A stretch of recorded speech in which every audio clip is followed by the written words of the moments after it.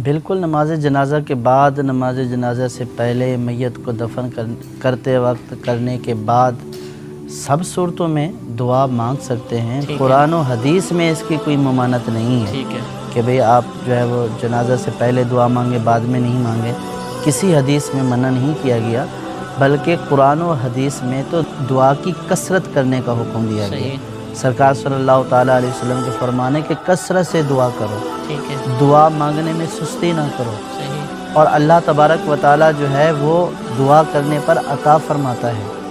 تو جب خود سرکار صلی اللہ تعالیٰ علیہ وسلم نے، بلکہ خود رب کریم نے دعا کرنے کی ترغیب ارشاد فرمائی ہے کہ مجھ سے مانگو، دعا کرو، میں عطا کروں گا، تو پھر اس میں تخصیص کر لینا کہ اس وقت میں کرنی چاہیے، اس وقت میں نہیں کرنی چاہیے، یہ تخصیص قرآن و حدیث کے خلاف ہے۔ ہاں اگر سرکار نے منع کیا ہے یا قرآن پاک میں منع کیا گیا ہے تو پھر تو ایک چیز سمجھ میں آتی ہے کہ قرآن و حدیث میں منع کیا گیا ہے۔ جب قرآن و حدیث میں کوئی قید ہی بیان نہیں کی گئی ہے کہ بھئی اس وقت میں کرو، اس وقت میں نہیں کرو، تو پھر اس میں جنازے سے پہلے یا جنازے کے بعد کے اوپر یہ جھگڑا کرنا یا لوگوں کے ذہنوں میں یہ وسوسے ڈالنا کہ جناب جو ہے وہ یہ دعا تو نئی دعا ہے، پہلے نہیں ہوتی تھی، تو دعا کا تو کوئی وقت ہی مقرر نہیں ہے۔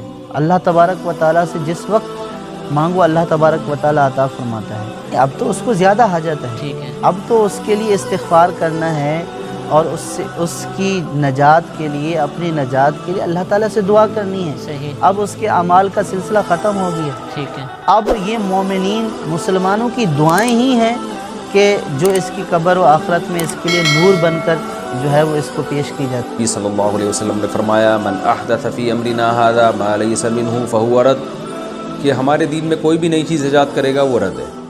تو آپ صلی اللہ علیہ وسلم نے جنازہ جو ہمیں بتایا وہ خود ایک دعا ہے، اس میں یہ دعا مانگی جاتی ہے۔ مختلف دعائیں ہیں، مشہور دعا یہی اللہم اغفر لحینا و میتنا و شاہدنا و غائبنا۔ یہ میت کے لیے دعا تو ہو رہی ہے، سب حاضرین کے لیے بھی ہو رہی ہے، میت کے لیے بھی ہو رہی ہے۔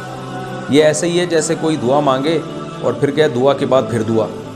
اب جب اس کو منع کیا جائے بھائی دعا تو ہو گئی نا، تو وہ کہے کہ ممانعت کی کیا دلیل ہے کہ دعا کے بعد دعا نہیں مانگی جائے گی۔ تو عبادات میں جو ہے نا کسی چیز کے ہونے کی دلیل ہوتی ہے، نہیں ہونے کی دلیل نہیں مانگی جاتی۔ مثال کے طور پر فجر کی 2 فرض ہیں، اب کوئی 3 پڑھنا شروع کر دے، ہم اس کو منع کریں گے بھائی یہ بدعت ہے۔ وہ کہے کہ کیا کون سی حدیث میں آتا ہے کہ نبی صلی اللہ علیہ وسلم نے 3 رکعت پڑھنے سے منع کیا ہے؟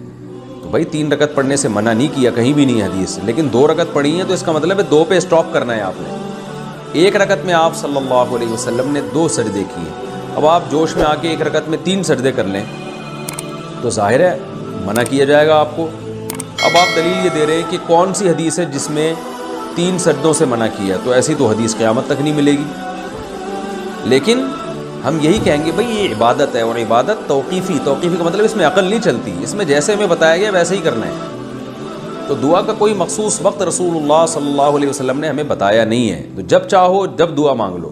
تو آپ نے جب اپنی طرف سے کوئی وقت فکس کر لیا اور اس کا عمل بنا لیا، اور لوگ جو نہیں کر رہے اس کو آپ ملامت کر رہے ہیں، یا ملامت نہیں بھی کر رہے لیکن آپ نے اپنی طرف سے اس کی پابندی شروع کر دی، اور دیکھنے میں ایسا لگ رہا ہے کہ یہ بھی کوئی شریعت میں مطلوب عمل ہے اور اس کی کوئی لاجک بھی نہ بنتی ہو کہ کیونکہ نماز جنازہ ہے ہی میت کے لیے دعا، تو پھر آپ دعا مانگ رہے ہیں، اس کا مطلب وہ دعا نہیں تھی، وہ کیا تھا؟ وہ اگر کوئی کہتا ہے کہ بھئی دوبارہ دعا مانگنے میں کیا حرج ہے، تو پھر تیسری دفعہ دعا مانگنے میں کوئی حرج نہیں ہونا چاہیے، چوتھی دفعہ بھی نہیں ہونا چاہیے۔ تو اس طرح سے کوئی 10 دفعہ دعا مانگتا رہے کہ بھئی دعا ختم کرو، چلو دوبارہ دعا شروع کرو، اب آپ اسے کہیں پھر کیوں مانگ رہے ہو، تو کہ ناجائز ہونے کی کیا دلیل ہے؟